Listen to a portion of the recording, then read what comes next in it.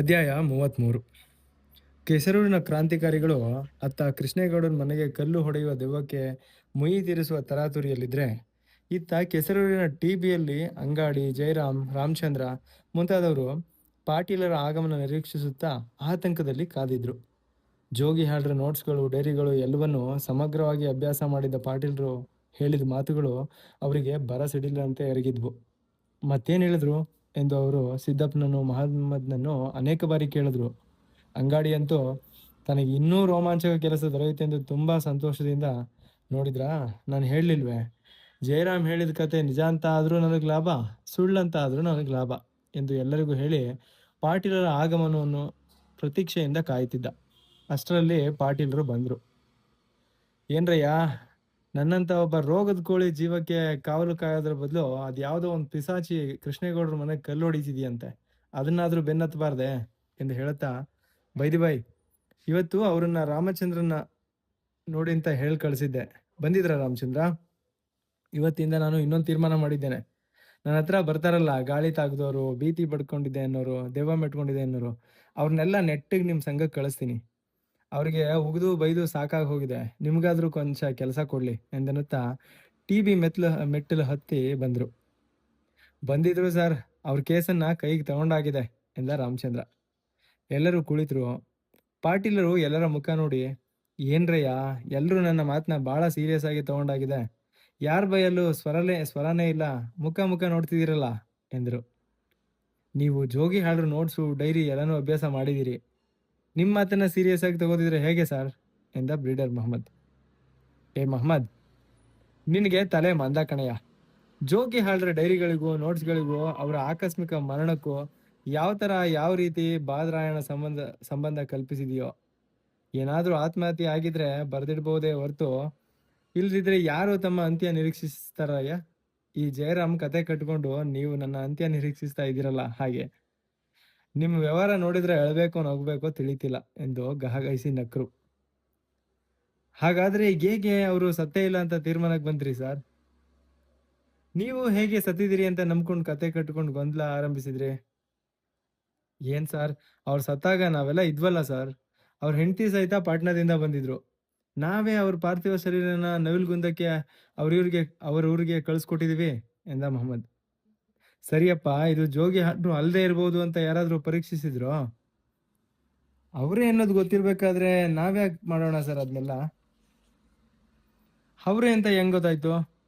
ಅವ್ರದ್ದೇ ಡ್ರೆಸ್ಸು, ಮುಖಚಹರೆ, ಆಕಾರ ಇತ್ಯಾದಿ ಅಲ್ವಾ? ಅದನ್ನು ಸರಿಯಾಗಿ ಪರೀಕ್ಷೆ ಮಾಡಿ ಖಾತ್ರಿ ಮಾಡ್ಕೊಂಡ್ರಾ? ಇದು ಬಹಳ ಸೀರಿಯಸ್ ವಿಚಾರ, ಚೆನ್ನಾಗಿ ಯೋಚನೆ ಮಾಡಿ ಮಾತಾಡಿ. ಆ ರೀತಿ ಏನಾದರೂ ನಮ್ಗೆ ಅನುಮಾನ ಇದ್ದಿದ್ರೆ ಆಗ ನೋಡ್ತಿದ್ವಿ ಸರ್. ಅವ್ರ ಹೆಂಡತಿ ಮುಂತಾದವರೆಲ್ಲ ಇರುವಾಗ police inspector, district medical officer ಮುಂತಾದವರೆಲ್ಲ ಪರೀಕ್ಷೆ ಮಾಡ್ತಿದ್ದಾಗ ನಾವು ಹೇಗೆ ಅಂತ ಪರೀಕ್ಷೆ ಮಾಡೋಣ? ಸಿದ್ದಪ್ಪ ಹೇಳ್ದ.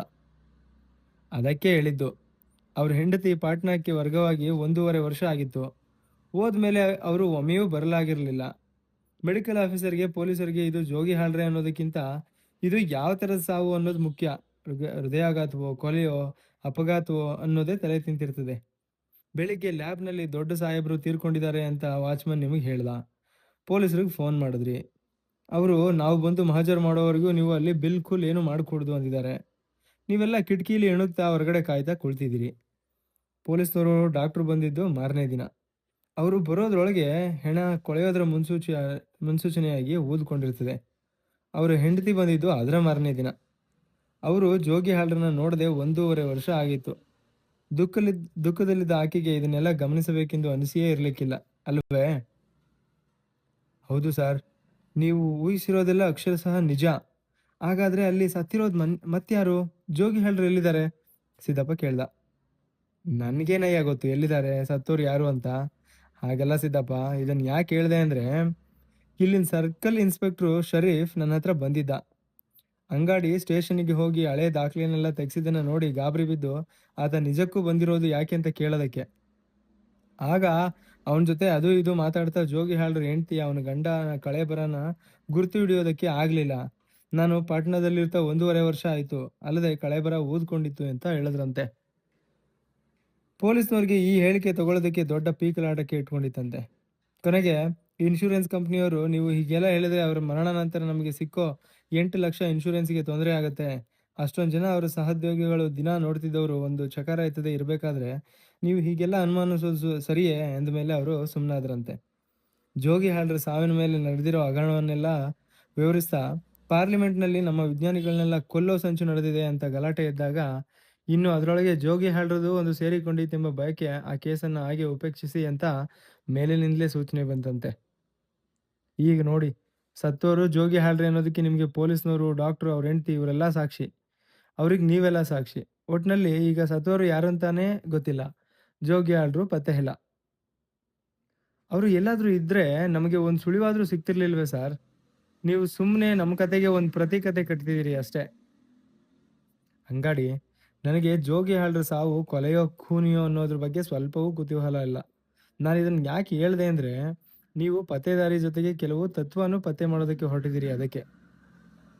ನಿಮ್ಮ ಕಥೆಯಿಂದ ನಮ್ಮ ಕಥೆನ ಸುಳ್ಳು ಮಾಡಬಹುದೇ ಹೊರತು, ನಮ್ಮ ತತ್ವಾನ್ವೇಷಣೆಗೆ ಏನೂ ಸಹಾಯ ಆಗ್ತಿಲ್ಲ ಸರ್. ಈಗ ಈ ಕಥೆಯಿಂದ ಪ್ರಜ್ಞೆ ಅನ್ನೋದು ವಿಧಿ ನಿಯಮಗಳ ಅಧೀನ ಅಂತ ಸಾಧಿಸಿದ್ರೋ, ಸ್ವತಂತ್ರ ಅಂತ ಸಾಧಿಸಿದ್ರೋ? ರಾಮಚಂದ್ರ ಬಾಯಿ ಆಗ್ತ. ಎರಡೂ ಸುಳ್ಳು. ಅವಕ್ಕಾದ ರಾಮಚಂದ್ರ. ಎರಡೂ ಸುಳ್ಳಾಗೋದಕ್ಕೆ ಅಥವಾ ಎರಡೂ ಸತ್ಯ ಆಗೋದಕ್ಕೆ ಸಾಧ್ಯನೇ ಇಲ್ಲ ಸರ್. ನಿಮ್ಮ ವಾದ ತೀರಾ ಅವೈಜ್ಞಾನಿಕ. ರಾಮಚಂದ್ರ, ನಿಮ್ಮ ತರ್ಕ ಎಲ್ಲ ಎರಡರಲ್ಲಿ ಒಂದು ಸುಳ್ಳಾಗಬೇಕಾದ ಭೂಮಿಕೆಗೆ ಸೇರಿದ್ದು.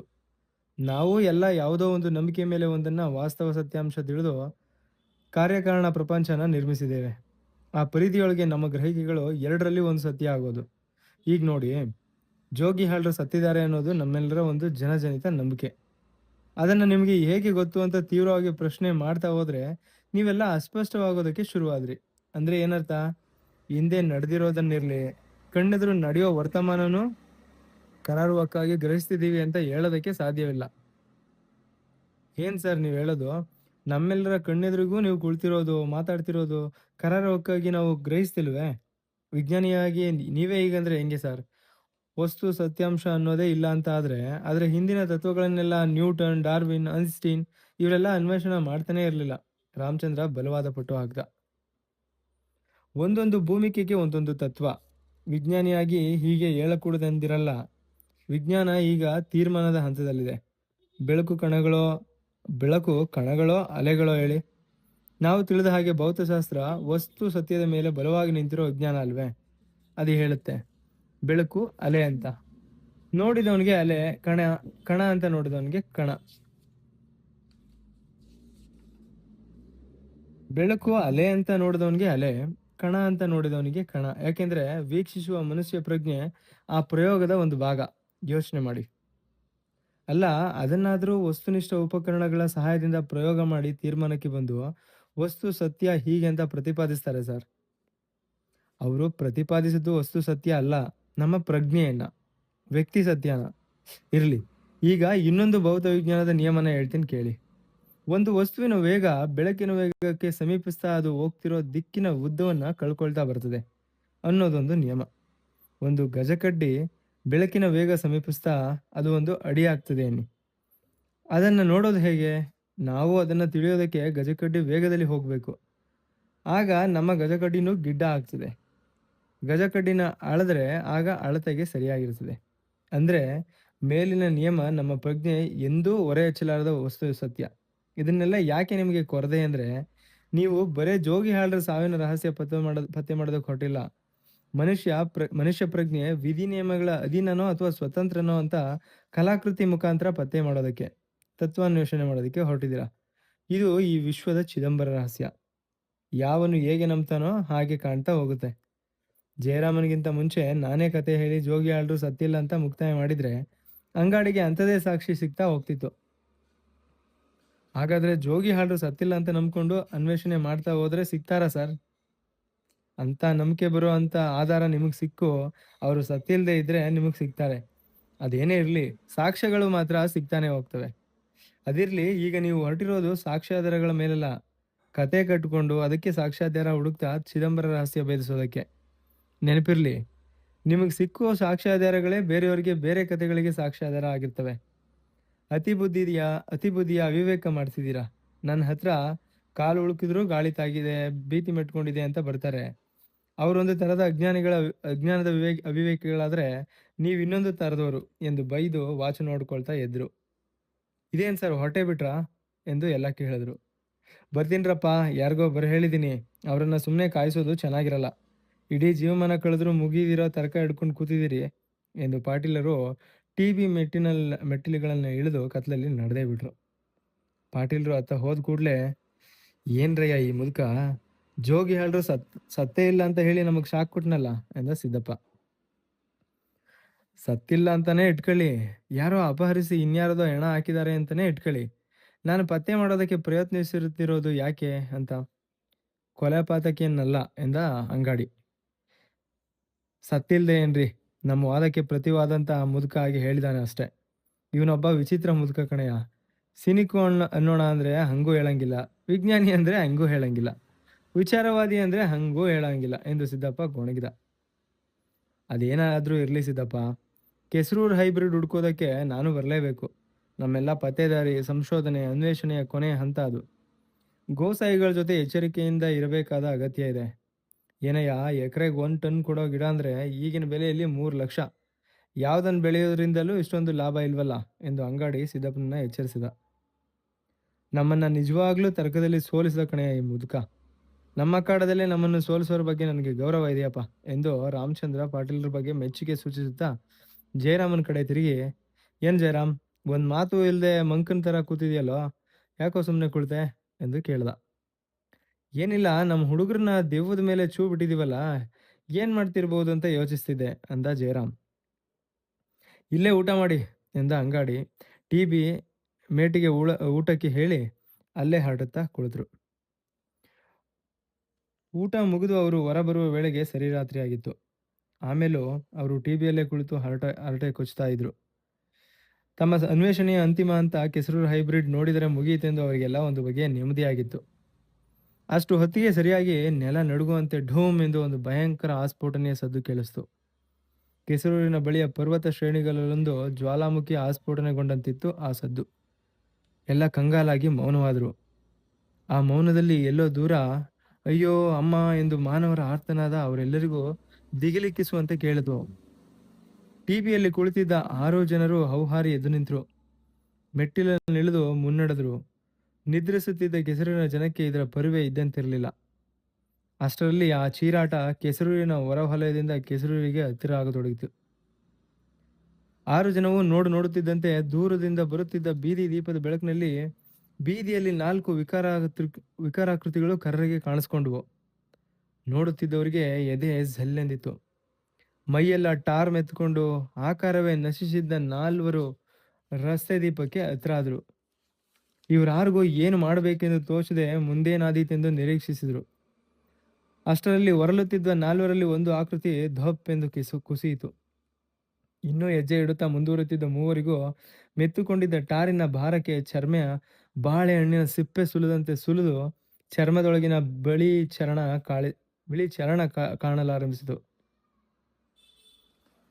ಚರ್ಮ ಎಳೆದುಕೊಳ್ಳುತ್ತಲೇ ನಡೆದ 3 ಅಲ್ಲಿ ನಿಂತು ನೋಡುತ್ತಿದ್ದವರ ಪರಿವೆ ಇಲ್ಲದೆ ಮುಂದುವರಿದು ಒಬ್ಬೊಬ್ಬರಾಗಿ ಕುಸಿದು ಉರುಳಿದರು. ಈ ಭಯಂಕರ ದೃಶ್ಯ ನೋಡಿದ 6 ಜನವು ಮೈಯೆಲ್ಲ ಮರಗಟ್ಟಿದವರಂತೆ ನಿಂತಿದ್ರು. ಇದೇನು ನಿಜವೋ ದುಸ್ವಪ್ನವೋ ಅರಿವಾಗ್ಲಿಲ್ಲ ಅವರಿಗೆ. ಏನಯ್ಯ ಜಯರಾಮ್, ನಾವು ನೋಡ್ತಿರೋದು ನಿಜವೋ ಭ್ರಾಂತಿಯೋ ಎಂದ ರಾಮಚಂದ್ರ. ಏನು ಊರಿದು, ನಮ್ಮ ಕಲ್ಪನೆಗೆ ಮೀರಿದ್ದೆಲ್ಲ ಸಂಭವಿಸ್ತಿದೆ ಎಂದ ಜಯರಾಮ್. ಆದರೆ ಒಂದು ರೀತಿಯಲ್ಲಿ ಅವನ ಕಲ್ಪನೆಯ ಕಥೆಯೇ ಅವರು ಕಂಡ ಘೋರ ದೃಶ್ಯಕ್ಕೆ ಕಾರಣವಾಗಿತ್ತು.